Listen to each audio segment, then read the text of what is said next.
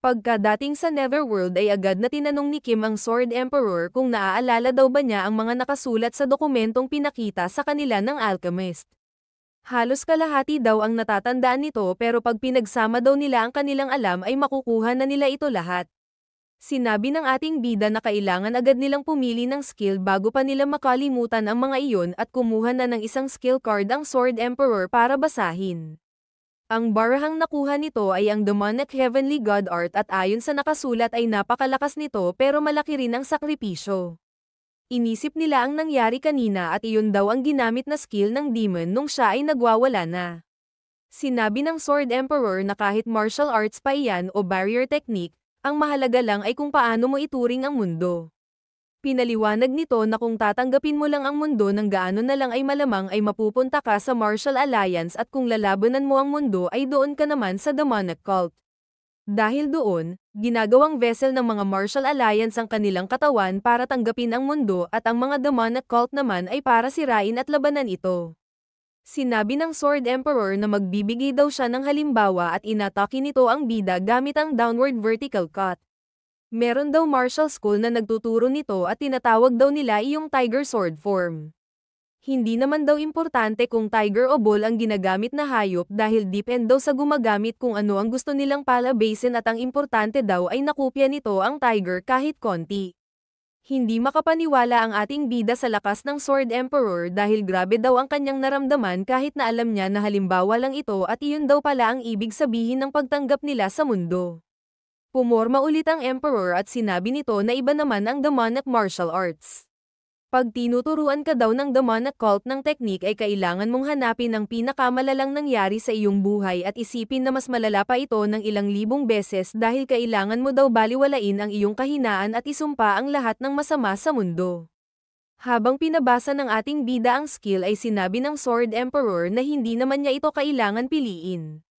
Hindi pa ito tapos magpaliwanag kung bakit pero sinabi na ni Kim na iyon daw ang kanyang pipiliin. Hindi makapaniwala ang Sword Emperor doon at inisip na nagustuhan niya siguro ito dahil sa lakas na pinakita sa kanila ng demon nung kalaban nila ito. Pinaalala din ito sa ating bida na kaya lang niya naabot ang ganang lakas ay dahil ginamit niya ang lahat ng kanyang ki at life force. Ang tunay na martial artist daw ay hindi dapat umaasa sa life force para lumakas at wala daw kwenta iyon kung ikukumpara ito sa kanyang martial arts. Hindi naman siya makapaniwala nung tinanong sa kanya ni Kim kung nagseselos daw ba siya dahil gusto nitong matuto ng ibang martial arts. Binola lang ng ating bida ang Emperor at sinabi nito na hindi niya kailangan mag-alala dahil alam naman daw ng lahat na ang kanyang martial arts ang pinakamalakas. Sinabi ni Kim na kaya lang naman daw niya ito pinili ay para matapos niya ng perpekto ang apocalypse na martial realm. Sinabi niya na kahit daw meron silang magawang gamot ay 2 tao lang ang kanilang masasagip at sobrang tagal na nilang apektado ng virus kaya hindi siya sigurado kung magiging normal pa ba sila matapos magamot. Tinanong niya ang Sword Emperor kung ano sa tingin niya ang magiging ending nila at sa tingin daw ba niya ay magiging Adam and Eve ang dalawang iyon. Sinabi nito na hindi daw iyon magandang ending dahil iniisip pa lang daw niya ito ay nandidiri na siya. Kinuha na nito ang skill card at sinabing party lang ng storya ang paggawa ng gamot at magkakaroon lang ng magandang ending kapag natuwa ang mga characters na nasa storya. Gusto daw niyang ibigay sa leader ng Martial Alliance at Demonic Cult ang ending na magugustuhan nilang dalawa. Pagkapili ng ating bida sa skill ay sinabi na ng system na gagana na ang penalty at ipapakita sa kanya ang trauma ng pumatay sa kanya pero sa susunod na lang daw ito ipapakita. Pagkamulat ng kanyang mata ay nandoon na ulit sila sa martial realm ng unang beses. Bigla na lang niyang hinawakan ang kamay ng alchemist at sinabi niya sa Viper na tulungan niya ang Medicine King gamit ang aura. Habang naglalakad ay tinuro ng ating bida ang isang lugar at sinabi na meron daw siyang nakitang mga tao. Pagkalapit nila doon ay nagtaka ang iba kung ano ang nangyari sa kanila pero sinabi lang ni Kim na sa tingin niya ay zombie ang mga ito. Tinuro niya ang bunganga ng isa doon at sinabi na merong nakabarang karne sa kanilang mga ngipin. Sinuri naman agad ito ng alchemist at sinabing tama daw si Kim dahil laman daw ng tao ang nasa bunganga nito. Inisip ng ating bida na bumibilis na ang kanilang proseso at tinawag niya ang 2 doktor para sabihin na meron siyang magandang skill. Inalala nila ng Sword Emperor ang lahat ng nakasulat sa ginawang report ng alchemist at Medicine King at sinabi niya ito lahat sa kanila. Pagkarinig dito ng babae ay inisip nito na walang mali sa mga formula at makakatulong daw ito ng sobra. Dahil daw doon ay mapapabilis ang kanilang paggawa ng gamot at ang kailangan na lang daw nila ay maganda at mainit na lugar na masisilungan. Sakto naman dahil nakita na nila ang leader ng Martial Alliance at Demonic Cult na naglalaban. Inisip ng ating bida na ang demon ang pinakamalakas sa mundong iyon at naalala din niya ang pinili niyang skill. Nagulat na lang ang babae dahil yumuko ang ating bida sa kanyang harapan at sinabing galing sila sa ibang mundo. Pumunta siya doon dahil narinig niya na ang pinuno ng Demonic Cult ang pinakamalakas na martial artist sa balat ng lupa at tinanong nito kung pwede daw ba siya nitong turuan. Lumipat ang storya sa isang bata na nakahiga lang sa makapal na snow. Sinabi lang nito na nilalamig siya, wala siyang naririnig, wala siyang nakikita, at wala siyang naaamoy. Bigla na lang siyang may nakitang tao doon at napansin naman din siya nito. Nagtaka ang matanda dahil 10 araw na daw nung matapos ang snow doon at paano daw ito nabuhay sa malalang kondisyon ng ganun katagal. Itinayo niya ang bata at sinabi nito na hindi lang ito basta ordinaryong tao. Ipinanganak daw siya na merong glacial body at ang lamig ng mundo ang nagsisilbing key para sa kanya. Hindi pa rin ito makapaniwala na nabuhay siya sa lugar na iyon ng 10 araw at iyon daw siguro ang extreme yin body na nababasa lang niya sa mga libro. Tinanong niya ang bata kung ano ang kanyang pangalan at hindi naman daw niya ito alam. Tinanong din nito kung ilang taon na siya, nasaan ang kanyang mga magulang, paano siya napadpad sa gitna ng kawalan at ang sagot lang ng bata ay hindi niya alam. Naawa naman dito ang matanda pero napansin niya na ang katawan ng bata ay perpektong vessel para matuto ng martial arts. Hindi daw siya sigurado kung itinakda ang bata para sa kanilang cult o itinakda ang cult para sa kanya kaya tinanong nito kung gusto ba niyang sumama sa kanila. Sinabi nito na bibigyan daw siya nito ng masasarap na pagkain at komportableng matutulugan kaya pumayag naman agad doon ang bata.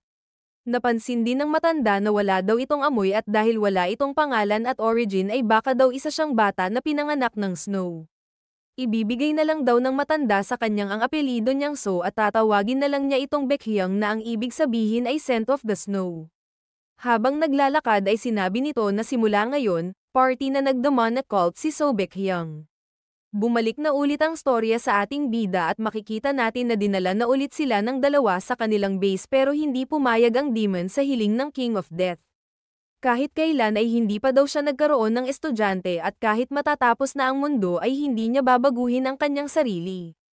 Tinanong naman ng matanda kung bakit masyadong maarte ang demon dahil hindi daw ba siya masaya na merong ibang tao na nandoon at pinuntahan siya nito galing sa ibang mundo para magpaturo. Sinabi naman nito na natutuwa naman siya pero hindi daw basta-basta tumatanggap ng estudyante ang demonic cult dahil ang kinukuha lang nila ay ang mga batang inabandona ng kanilang magulang at ng mundo. Sinabi ng matanda na narinig naman daw ng ating bida ang sinabi ng demon kaya bakit hindi na lang daw siya magpaturo sa kanya dahil wala naman daw kwenta ang demonic cult. Hindi naman ito pinansin ang matanda at tinanong lang ni Kim ang demon kung bakit hindi siya nito matanggap. Hindi makapaniwala ang matanda dahil hindi siya nito pinansin at inulit lang ng babae ang sinabi niya kanina na ang kinukuha lang ng kanilang cult ay ang mga inabandona ng kanilang mga magulang at ng mundo.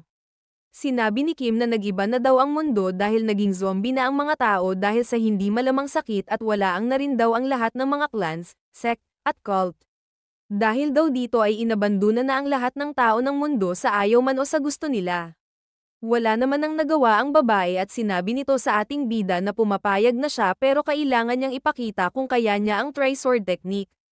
Titignan daw ng demon kung karapat-dapat si Kim na matutunan ang martial arts ng demonic cult o puro lang ito salita. Nagpasalamat naman ang ating bida dahil binigyan siya nito ng pagkakataon at ginamit niya ang skill na nakopya niya sa babae. Nakikita daw niya kung ano ang kailangan niyang gawin sa kanyang utak pero hindi pa niya ito magawa ng maayos dahil hindi pa niya lubos na natututunan ang demonic heavenly god art. Inisip nito na pag sinubukan niyang gawin ang teknik na ito ay para siyang pusa na Jin Agaya ang isang leon kaya inisip niya ang sinabi ng Sword Emperor na kailangan daw niyang baliwalain ang kanyang kahinaan at isumpa ang lahat ng masama sa mundo. Sinubukan na niya itong gamitin at napansin niya na para daw itong sigaw laban sa mundo. Pinapatigil na siya ng demon pero hindi niya ito narinig at inisip pa na pag lumalalim lalo ang sakit at lumalakas lalo ang sigaw ay mas lumalakas ang kanilang kapangyarihan. Sumigaw na ng malakas ang pinuno ng demonic cult at pinatigil na ating bida kaya natauhan na ito sa wakas. Hindi ito makapaniwala at tinanong kay Kim kung paano nito nanakaw at natutunan ang pinakamalakas na teknik ng kanilang cult. Hindi daw maloloko ng bida ang kanyang mga mata dahil kahit pangit ang form na ginamit nito ay sigurado daw siyang iyon ang kanilang teknik. Hindi naman na ito nasagot ng King of Death pero kahit pagod ay nakangiti lang niyang tinanong ang demon kung karapat-dapat daw ba siya sa paningin ng babae. Hindi na nito kinaya ang pagod kaya napatumba na lang ito sa lapag at umalis na lang din doon ang babae. Sinabi sa kanya ng Sword Emperor na muntik na siyang mamatay dahil ginamit niya ang teknik na sobrang taas kumpara sa kanyang level at iyon daw ang dahilan kung bakit lagi siya nitong pinipilit na pag-aralan ang basics. Bago siya tuluyang mawalan ng malay ay sinabi nito na wala naman na silang magagawa at hindi naman masama ang kanyang ginawa kaya proud daw ito sa kanya.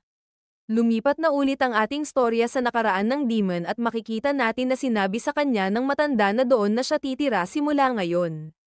Pwede daw siyang kumain, matulog, at maglaro doon kahit kailan niya gusto. Sa hapagkainin, makikita natin ang mga bata na nag-uusap at sinabi ng isa na mababait daw ang mga matanda sa lugar na iyon dahil hindi sila nito inuutusan. Inisip ng isa na baka daw nila ginagawa iyon dahil pinapalaki sila nito para maging alipin pero sinabi ng isa na matagal na daw siya doon at wala naman daw ganun na nangyayari. Bigla naman nagsalita si Baekhyun at tinanong sa mga bata kung paano sila napunta doon. Sinabi nila ang mga mapapait nilang karanasan bago sila mapunta sa lugar na iyon katulad na lang ng isa na inabandona daw siya ng kanyang magulang dahil wala itong pake sa kanya. Dahil doon ay bigla na lang pumasok sa utak ng demon ang pot of concentrated poison. Iyon daw ay isang lalagyanan na pinupuno ng mga makamandag na hayop at insekto bago isara para maglaban-laban at ang huling matitira doon ay magkakaroon ng napakatapang na poison. Inisip niya na dumadaloy daw ang lason kada salita ng mga bata na nandun kaya hindi daw paraiso ang lugar na iyon kundi isang lalagyanan para makagawa ng pinakamakamandag na lason. Lumipas ang isang araw at ginigising na ng bantay ang mga bata pero napansin nito na wala doon si So Baekhyun. Pinag-uusapan siya ng mga nandoon dahil kakaiba daw ang batang iyon dahil lagi daw siyang nasa palayan at hindi man lang daw ito kumakain sa kanilang kainan. Makalipas ang ilang taon na ganun ay binisita siya ng matanda na kumuha sa kanya at kinamusta nito ang bata. Narinig daw niya na tumutulong siya sa mga magsasaka at siya mismo ang kumukuha sa sarili niyang pagkain. Narinig din daw nito na siya din mismo ang gumagawa ng sarili niyang mga damit at kumot na ginagamit. Tinanong siya ng matanda kung bakit niya iyon ginagawa dahil pwede naman daw siyang mamuhay lang doon ng masaya at walang pagod. Sinabi naman ng demon na alam daw niya na lahat ng matanda na nandoon ay sinaktan ng mundo. Hindi daw paraiso ang lugar na iyon at hindi sila pinagsisilbihan ng mga tao doon ng walang kapalit. Tinanong siya ng matanda kung ano sa tingin niya ang kanilang gusto at sinabi nito na inaalagaan nila ang mga bata para sila ang maghiganti para sa kanila. Narinig daw niya na pwede ka lang maging isang magaling na martial artist pag nagumpisa ka sa murang edad at hindi na nila iyon pwedeng gawin. Hindi daw libre ang pagtira nila sa lugar na iyon dahil dinala sila doon para ipaghiganti ang lahat laban sa mundo na sumakit sa kanila. Sinabi ng matanda na siya ay ang isa sa 7 elder ng cult na si Demonic Buddha. Dahil hindi nakampante ang bata sa masarap na buhay doon ay napasa nito ang test para makapasok sa cult at sinabi nito na master na ang itawag niya sa matanda simula ngayon dahil ituturo niya ang lahat ng nalalaman niya kay Baekhyun. Habang nakayuko ay sinabi nito na ang espada ng bata ang magsisilbing sigaw na lalaban sa mundo sa hinaharap at uumpisahan na daw nila ang master-disciple ceremony.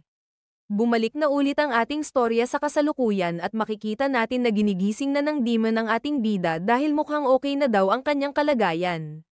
Sinabi nito na tumayo na siya at maligo dahil kakailanganin niya ng malinis na isip at katawan at hihintayin na lang daw niya ito sa harap ng kuweba.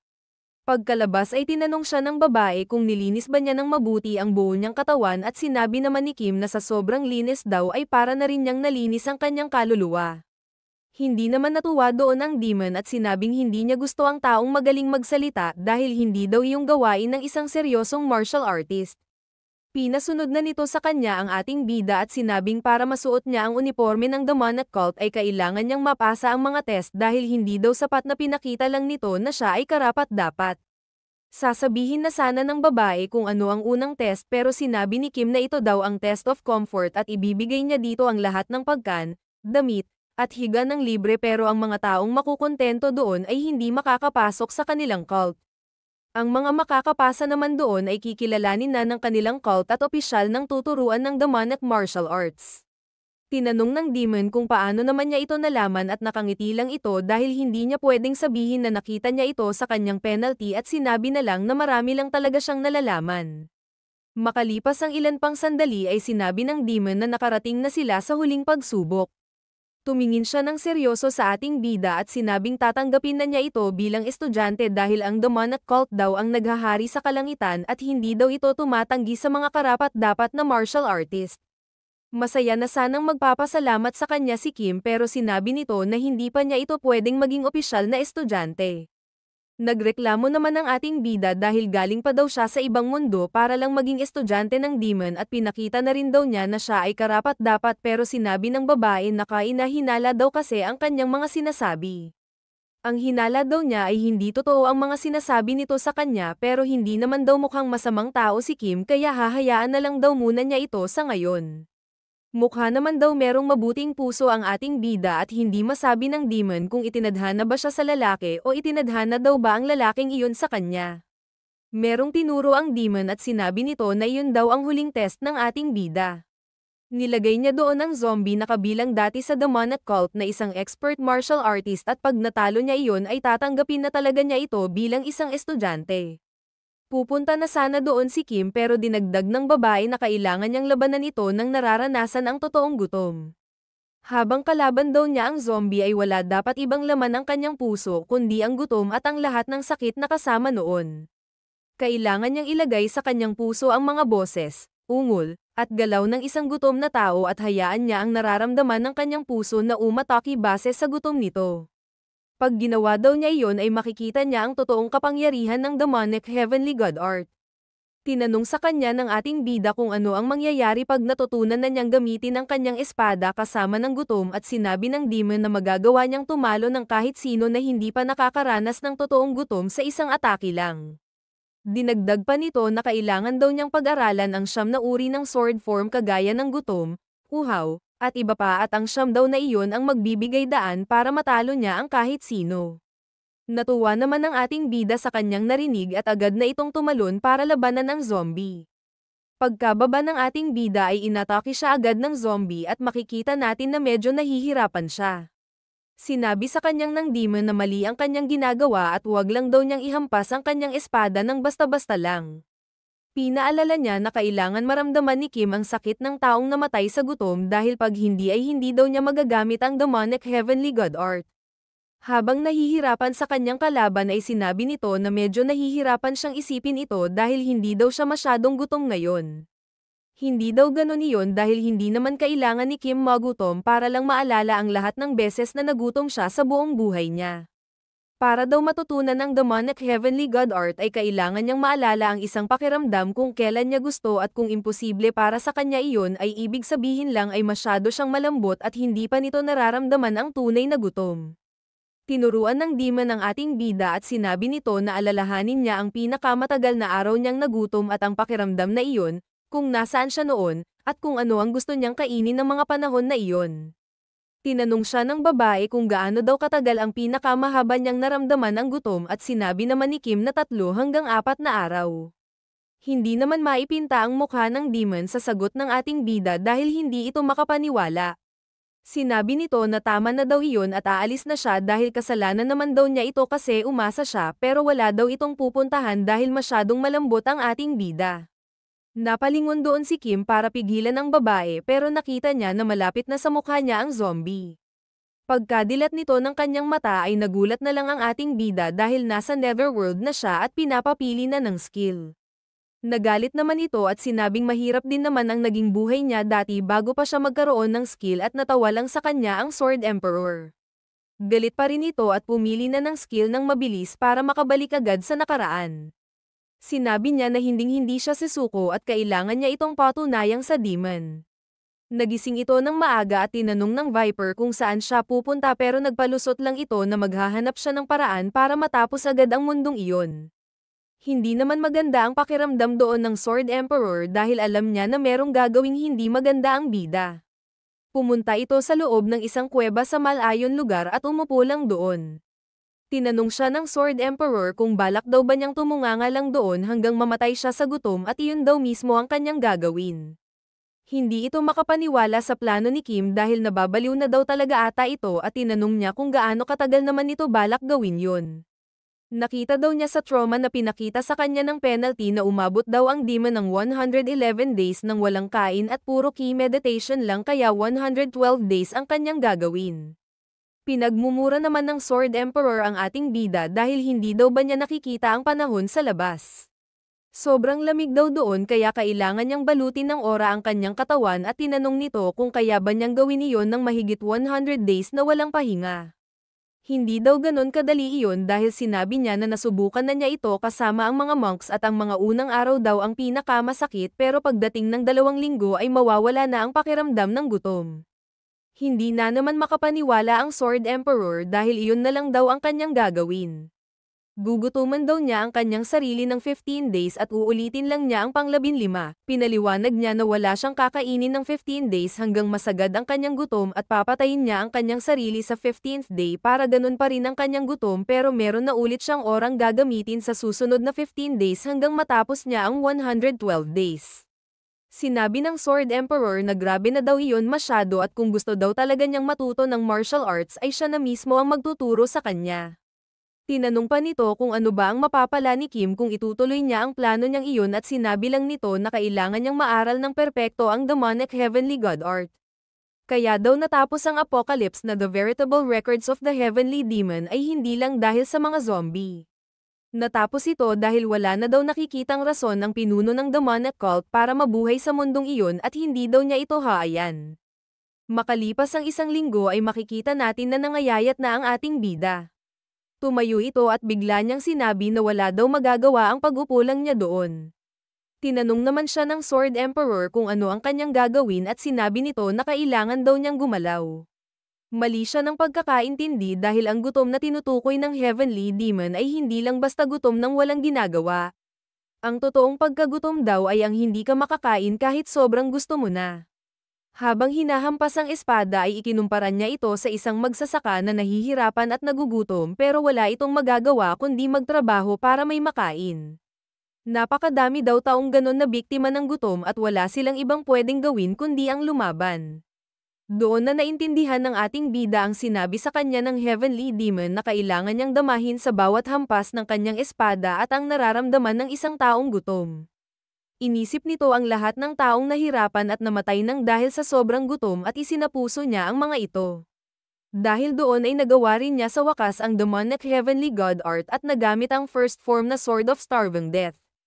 Hindi naman makapaniwala ang Sword Emperor sa kanyang nakita at inisip na kakaiba talaga ang King of Death. Ang puso daw nito ay para sa Martial Alliance pero ang kanyang ginagamit na teknik ay sa demonic cult.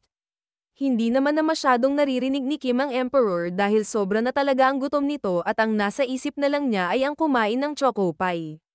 Pagkatapos noon ay sinabi ng bida sa Sword Emperor na iniisip na niyang magpahinga at tinanong nito kung magyayabang na daw ba siya sa Heavenly Demon dahil nagawa na niya ang teknik. Sinabi naman nito na medyo nakukuha pa lang niya ang demonic heavenly god art kaya wala siyang mapapala kung babalik na agad siya sa nakaraan ngayon. Kung babalik daw siya ay hindi niya gusto na puriin lang siya ng babae ng konti. Ang gusto niyang maging reaksyon ng Heavenly Demon ay lubos na paghanga at gusto nitong sabihin sa kanya ng babae na swerte siya dahil nakilala niya ang King of Death. Napangiti lang ang ating bida at sinabing iniisip pa lang niya ito ay kasing tamis na ito ng choco pie.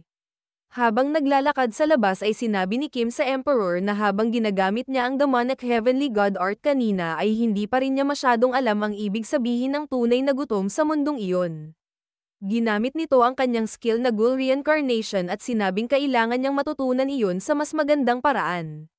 Makalipas ang ilang sandali ay makikita natin na lumabas na si Preta at ang napakadami niyang alagad. Sinabi nito na meron siyang misyon para sa babae at kailangan daw nila itong gawin sa lalong madaling panahon. Kailangan nilang pumunta sa mga bakiran at kumuha ng mga bangkay na namatay dahil sa sobrang pagkagutom at ibalik nila ito lahat sa kanya. Tinanong ni Preta sa ating bida kung ilang bankay ang kanyang kailangan at sinabi nito na 112. Napangiti lang si Kim at inisip niya na pag-aaralan niya ng lubos ang gutom ng mga iyon para mapalapit sa Heavenly Demon.